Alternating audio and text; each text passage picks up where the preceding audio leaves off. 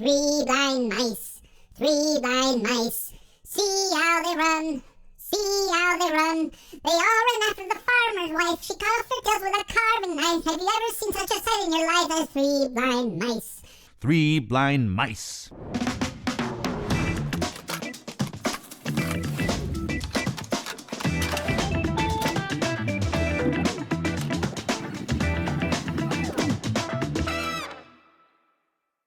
Okay guys, welcome back to Ana Dialogue, the dialogue on analog music reproduction.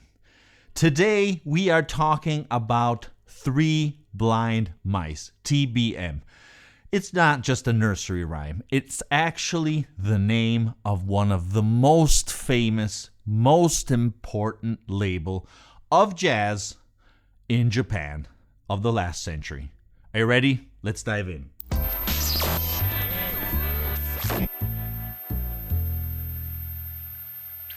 Okay guys, so as you know, I am very passionate. I go crazy for Japanese jazz. Actually, after American jazz, where clearly it was born, I think that Japan is right after and sometimes right at the same level, okay?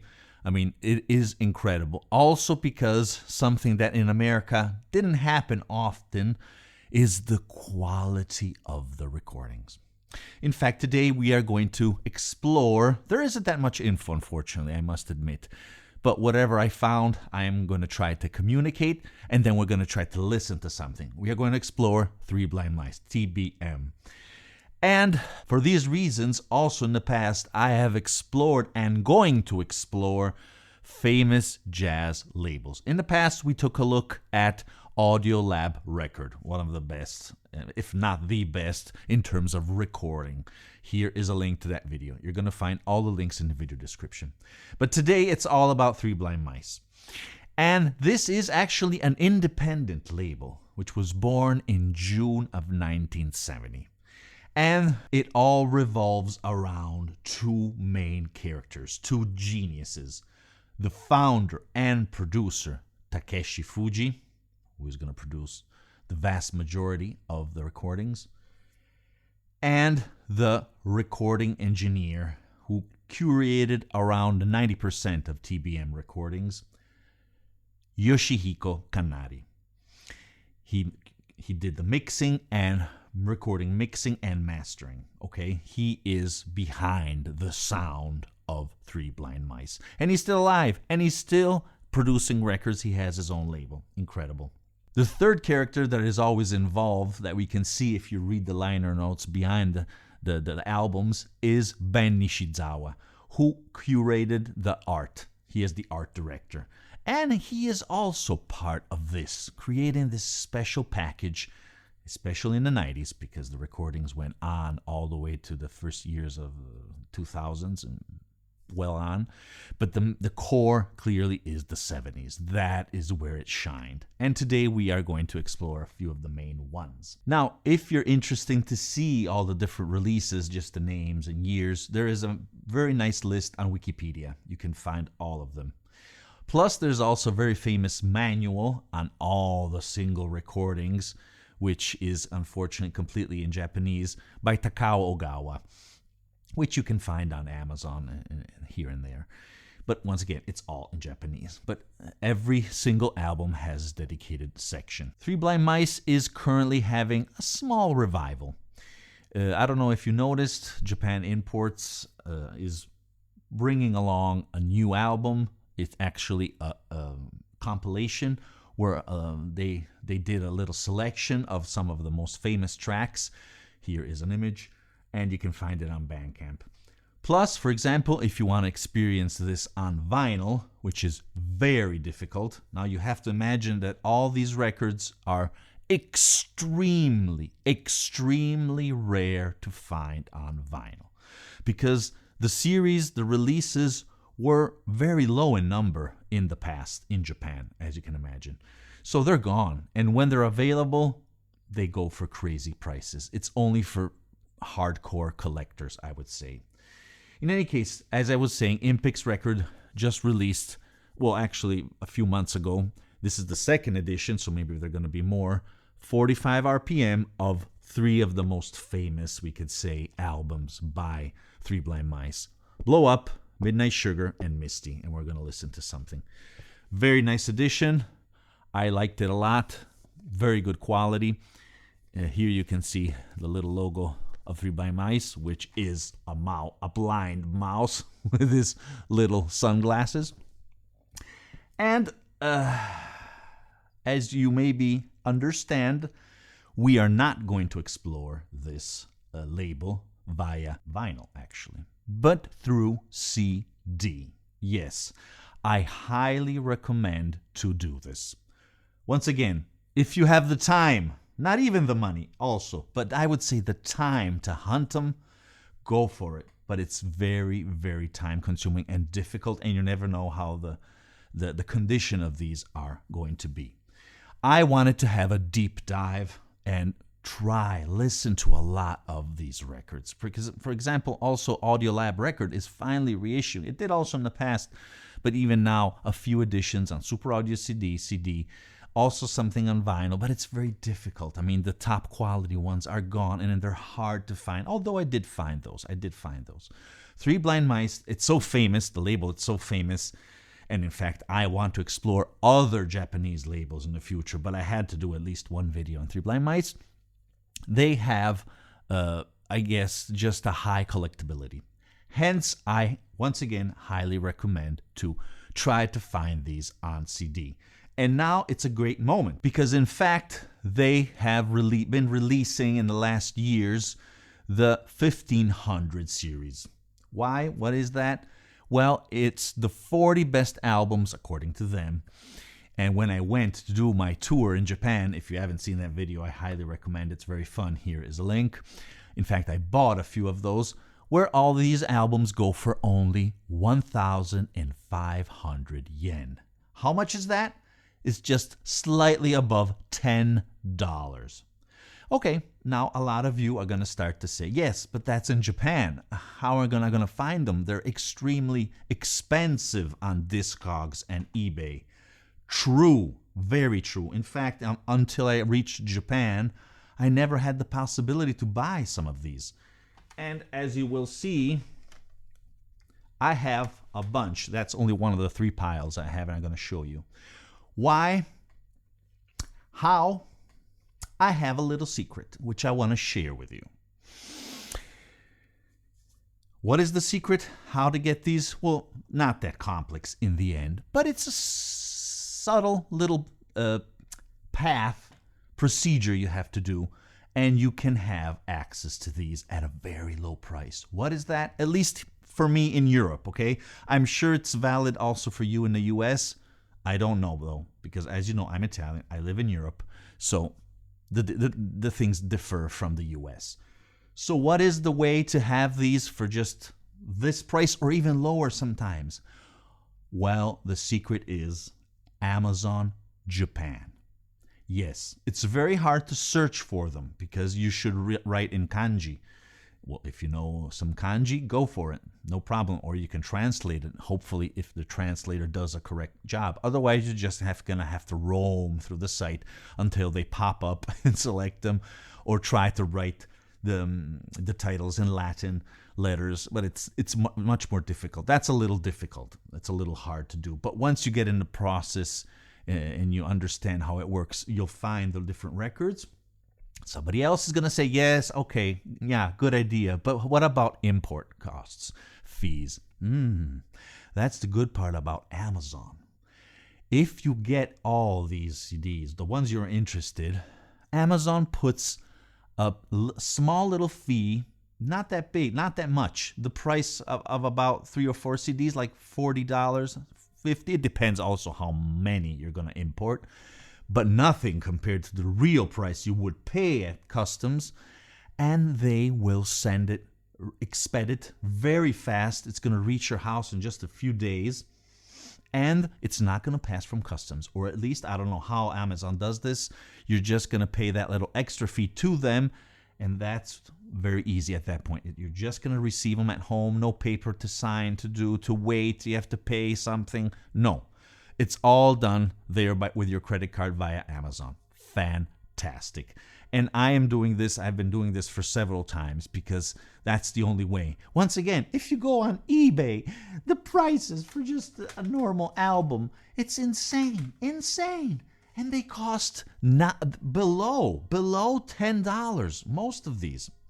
And I want to say one more thing on the CD editions, okay? Very important. These, all of them, well, at least the ones, most interesting ones from the 70s, have been remastered for digital by Yoshihiko Kanari, okay? So that is why we have this excellent, fantastic quality in the CDs, because he who did the recordings know exactly how things had to sound, and he did a fantastic job in the digitalization.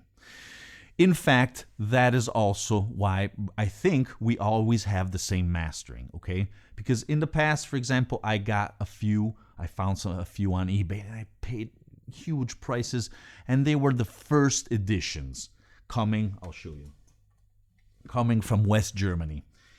Very ugly, with ugly artwork behind. You don't have the original artwork behind, but you do have the date in which the digital transfer was done. Like, for example, this is a 1975 release, and it was digitalized on April 4th of 1989 by Yoshihiko Kanari, recording engineer and digital transfer. So you can understand why these are still selling great and they have an excellent sound. One more thing I want to say, and then we'll start to listen to something, is that something I deeply appreciate of these recordings, and you can sense it from the CDs, which is something rare, I would say, in contrast, for example, with Blue Note, which I like Blue Note, but Rudy Van Gelder gave practically the same sound to everything.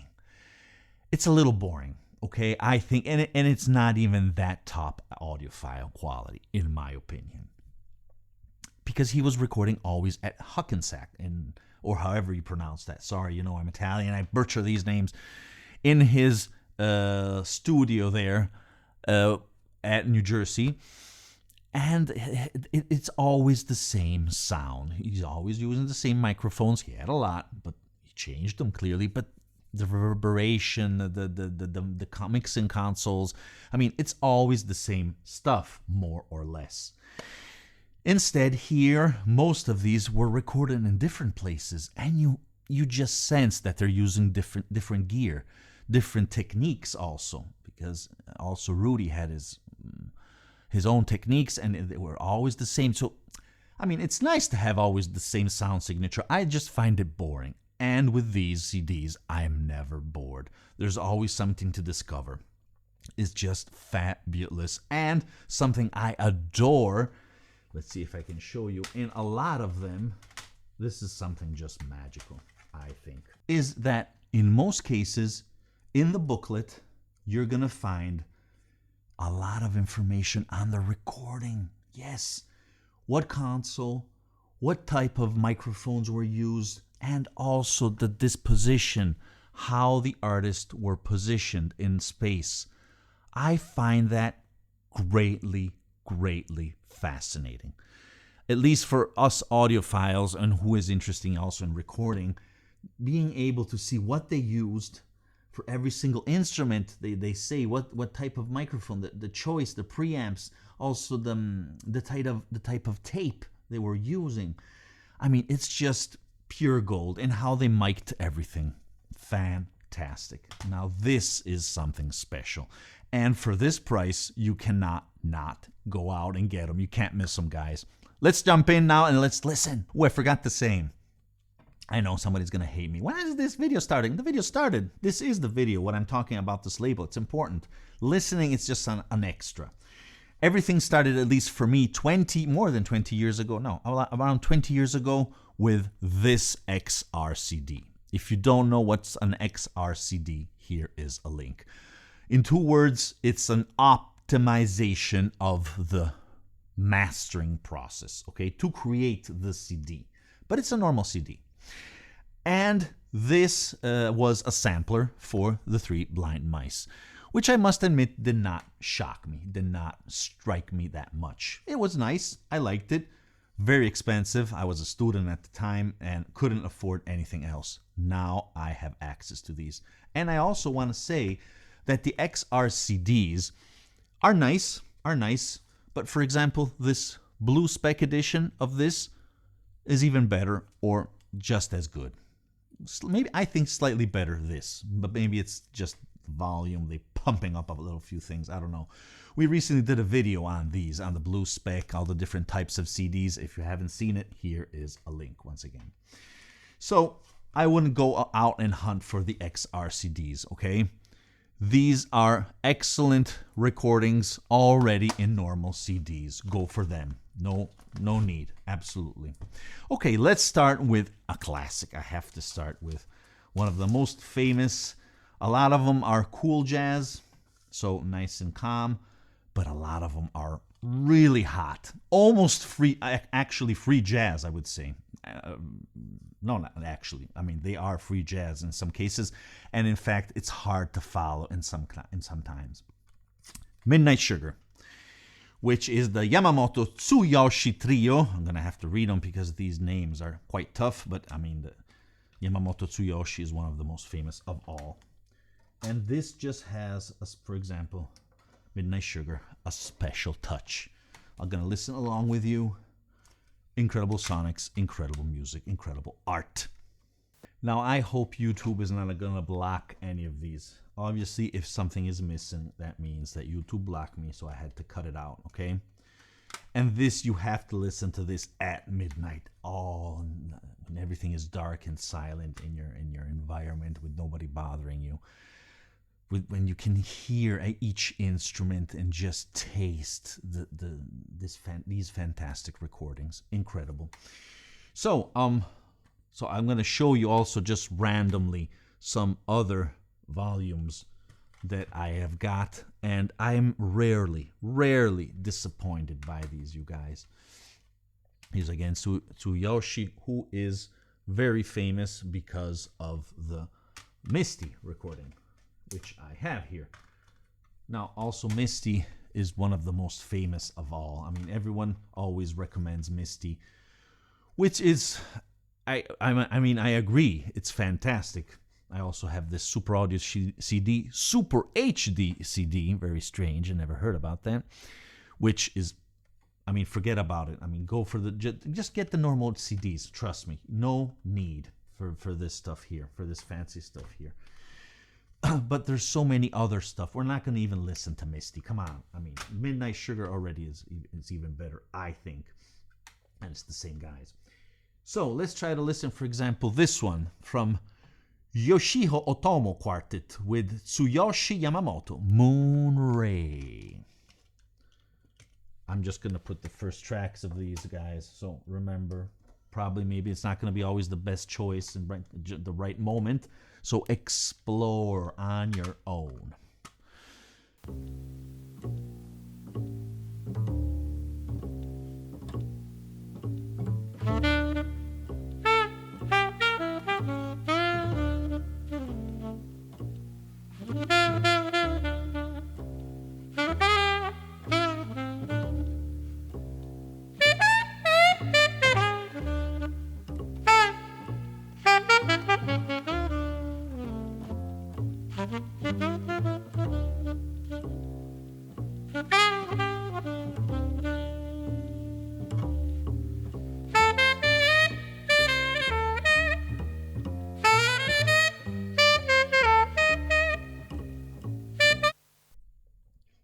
Let's go quickly, otherwise this video is going to be endless. Okay. Let's listen now to another one, which it has a terrible cover. But I'm glad I got it, because it is one of my favorites. Girl Talk by Yama and Jiro's Wave.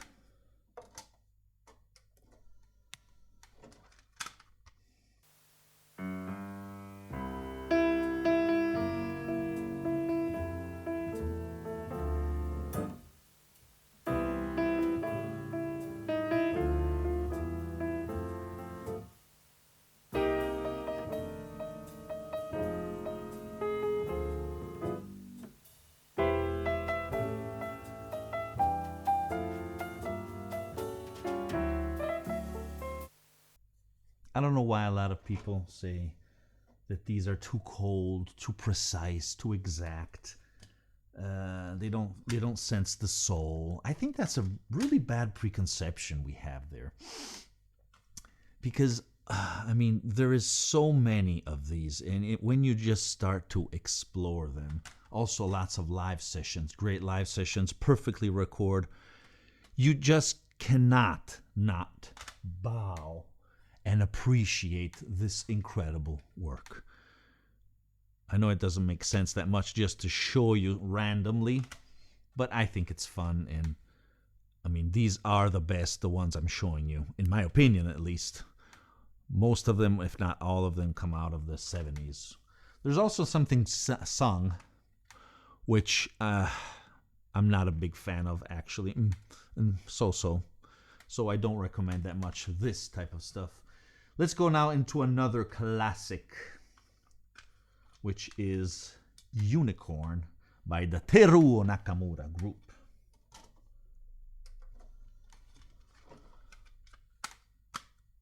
And here we start to have a little more funk.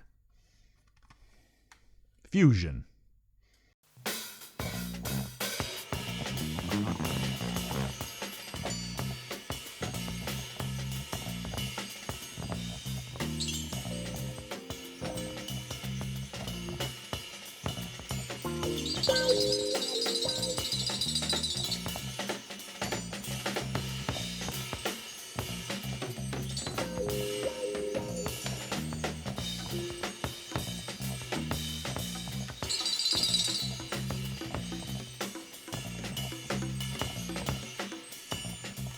I have, for example, the new release and the one from DDR, no, not DDR, West Germany. And I must admit that I sense very little difference. Maybe this is a little slightly humped, a little bit more powerful, higher the volume. So this is a little more flat, but it's the same master done by Kanari, I'm pretty sure. Okay. Let's proceed with other fantastic albums. I just go crazy for when you see people just putting their soul with these black and white pictures, dressed in the 70s look, and they're singing their fantastic instruments with all the different microphones around. I mean, I just go crazy for this. I mean, this concept and the sound, the quality, all together, is just an experience which you don't find today. Buy jazz today. It's squished, it's compressed, not all of it, clearly. But it's hard. It's just hard. You don't find that soul besides the recording techniques. The soul, I don't know. It's probably because a lot of things have already been done and said and played. It's difficult to do something new. I agree on that. But these are opinions, but I think it's rather objective to go and explore this stuff. Now I'm going to put one of my reference CDs, actually. Black Orpheus, which it comes from the famous movie. And this is one of the most famous artists of Japanese jazz, Isao Suzuki, with his trio. And I use this as a reference CD. It's so damn good. Incredible. A lot of people always write me, but how do you get away with YouTube? Why are you putting music? There's some trick, you're paying somebody. No, simply I do not monetize these videos where I put music. So I think it's rather a hypocrite from the other YouTubers who don't say this to you. So this time, I never say it because I don't want to criticize anybody, but I think every now and then it's useful to say. I just forfeit the monetization. I don't get a dime because I want to bring the music to you guys. Okay, I think that is important. Let's proceed now. Talking about fantastic artwork, ooh la la, and great sonics. I had to choose a few of these, you guys, but even, for example, Orangutan, I mean, again, the great Isao Suzuki, which I just adore. I mean, he is one of the best. And clearly we're going in the fusion type of sonics. Midnight Sun, So many great albums. Let's try to listen now with Who Cares with the Takashi Mizuhashi Quartet.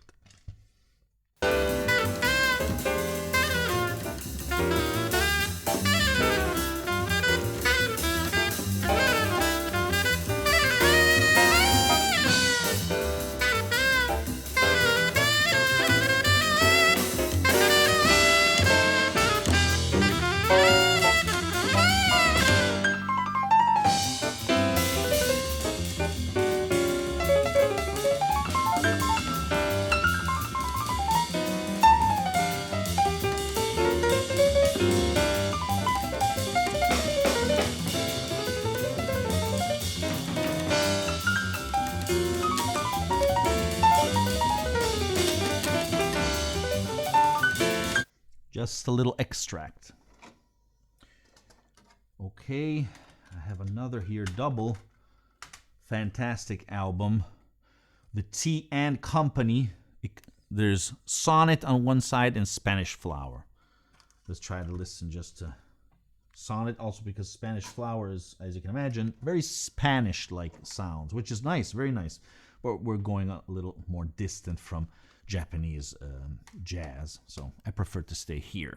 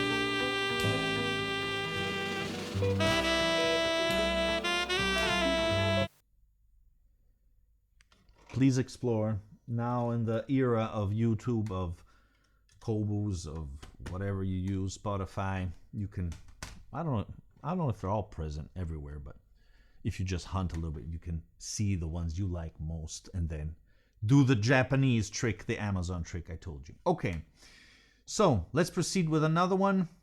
Sunday Thing by Miyama and the New Herd, Toshiyuki Miyama. Even in this case, we have a very strange cover, but excellent sonics and excellent music.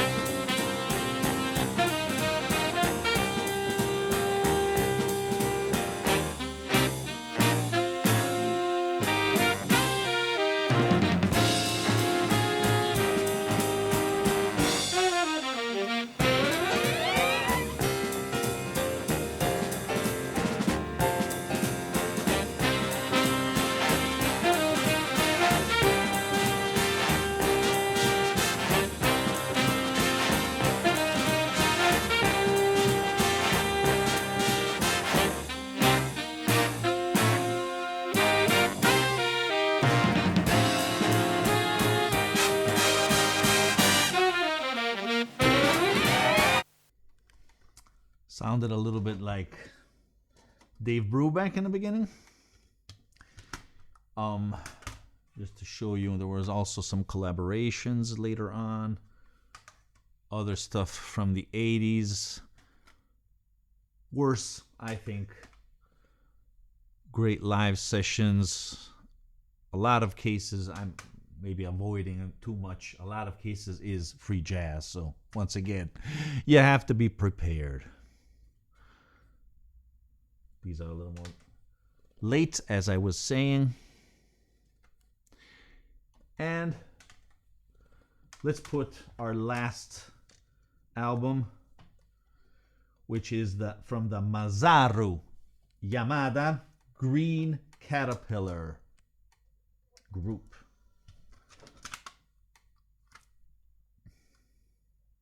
Masaru Yamada Trio +2. Very famous album.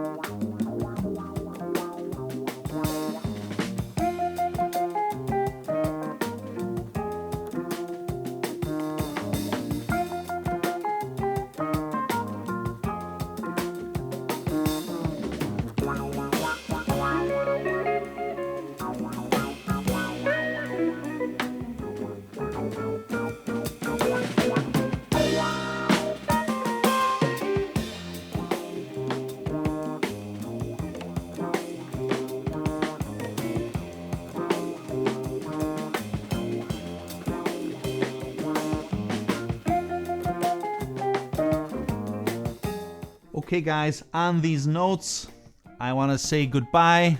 Thank you for watching. I hope you enjoyed this video. Remember, we're going to do other videos on other labels. A little more obscure, difficult to find, but just as good, if not better.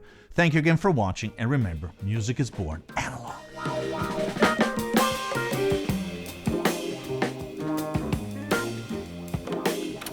Well guys, if you're enjoying my videos and you're enjoying my channel, please consider to subscribe by clicking the black and white logo here below. Also, don't forget to click the notification bell so you'll never miss an episode and you will become a true member of the analog community.